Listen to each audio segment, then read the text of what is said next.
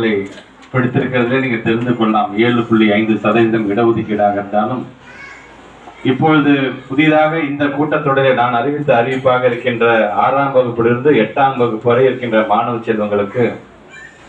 ஒவ்வொரு பாடத்திற்கென்று தனியாக ஒரு ஆசிரியர்களை நியமிக்கின்ற அந்த பணியாக இருந்தாலும் இப்படி உங்களுடைய பள்ளியினுடைய அந்த கல்வியினுடைய முக்கியத்துவத்தை அறிந்து உங்களுக்கு வழங்கப்படுகின்ற இந்த விலையில்லா பொருட்களாக இருந்தாலும்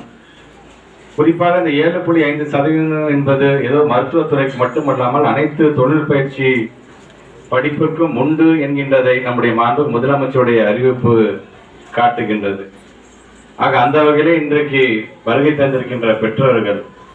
மாணவ செல்வங்களுடைய தம்பிகளாக இருந்தாலும் தங்கைகளாக இருந்தாலும் இன்னும் பள்ளிக்கூடத்தில் சேராமல் 5 வயதை நிரம்பியவர்களாக இருந்தால் உடனடியாக அவரை சேர்க்க வேண்டும் என்பதை எடுத்து சொல்வதாக இருந்தாலும் வீட்டுக்கு அருகில் இருக்கின்ற நம்முடைய உற்றார் உறவினர்கள் நண்பர்கள் வட்டாரத்தையும் இதை எடுத்து சொல்லுகின்ற பணியில் வருகை தந்திருக்கின்ற இந்த நிகழ்விலே கலந்து கொண்டிருக்கின்ற ஒவ்வொருவரும் ஒவ்வொரு தூதர்களாக நீங்கள் விளங்க வேண்டும் என்பதை இந்த நேரத்தில் சொல்ல நான் கடமைப்பட்டிருக்கின்றேன். குறிப்பாக சட்டமன்ற வரலாற்றிலே இதுவரை இல்லாத அளவிற்கு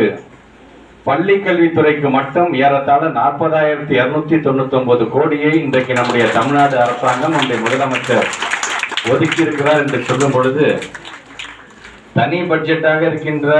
வேளாண் துறையை தாண்டி நமக்கு தான் அதிகப்படியான இந்த நிதி ஒதுக்கீடு செய்யப்பட்டிருக்கின்றது.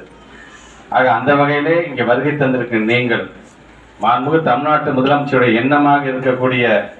தன்னுடைய இரு கண்களாக பார்க்கக்கூடியது ஒன்று மருத்துவத்துறை, மற்றொன்று பள்ளி கல்வித்துறை. ஆக அதற்கு அவர் எந்த அளவுக்கு முக்கியத்துவம் வழங்குகிறார், என்னென்ன திட்டங்களை எல்லாம் தீட்டுகிறார் என்பதையெல்லாம் ஆங்காங்கே இருக்கின்ற இதையெல்லாம் ஒவ்வொரு திட்டத்தையும் நான் சொல்ல போனேன்னா கிட்டத்தட்ட ஒரு மானிய கோரிக்கையை நான் இங்கே படிப்பது போன்ற உணர்வு ஏற்படும். ஆக நான் ஏற்கனவே மானிய கோரிக்கையும் என்னென்ன திட்டங்களை நாங்கள் செய்து கொண்டிருக்கின்றோம், நம்முடைய மாணவ செல்வங்களை நாங்கள் எப்படி நாங்கள் பாதுகாத்து வளர்த்து எடுக்கிறோம் என்பதை தெல்ல தெளிவாக நான் சொல்லியிருக்கிறேன் என்று சொல்லும் பொழுது இங்கே இருக்கின்ற இந்த பகுதியை சார்ந்திருக்கின்ற பெற்றோர்களுக்கு ஏதாவது ஒரு சந்தேகம் என்று சொன்னால்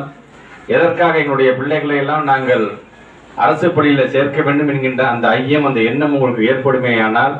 இங்கே எங்களுடைய பள்ளியில் இருக்கின்ற எங்களுடைய பெருமதிப்புக்குரிய ஆசிரியர் பெருமக்களிடம் அதை நீங்கள்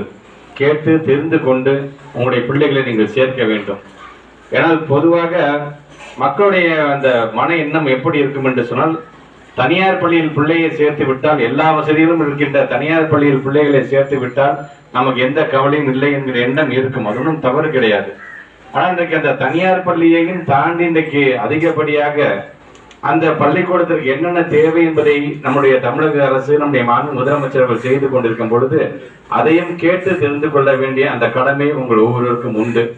ஆக அந்த வகையிலே இங்கே வருகை தந்திருக்கின்ற பெற்றோர்களாக இருந்தாலும் இந்த பகுதியை சார்ந்திருக்கின்ற மக்களாக இருந்தாலும் நம்முடைய பிள்ளைகளை அரசு பள்ளியிலே சேர்ப்பதை நம்முடைய முதல் தலையாய கடமையாக நாம் வைத்துக் கொள்வோம் என்று சொல்லி இது நாள் வரைக்கும் அரசு பள்ளி எப்படி இருந்தது என்பதையெல்லாம் மறந்து இனி அரசு பள்ளி என்பது வறுமையின் அடையாளம் அல்ல, அது பெருமையின் அடையாளம் என்பதை எடுத்து காட்டுகின்ற நிகழ்வாக அதிகப்படியாக உங்களுடைய பிள்ளைகளை அரசு பள்ளியில் நீங்கள் சேருங்கள் சேருங்கள் சேருங்கள் என்று சொல்லி இந்த விழிப்புணர்வு பிரச்சாரத்தை என்னுடைய தொகுதியில் என்னுடைய சொந்த ஊராக இருக்கின்ற திருச்சி மாவட்டத்தில் எனது சொந்த வீடாக இருக்கின்ற திருவெரும்பூர் தொகுதியிலே தொடங்கி வைப்பதிலே மிகவும் நான் மகிழ்ச்சியும் பெருமையும் அடைகிறேன் என்று சொல்லி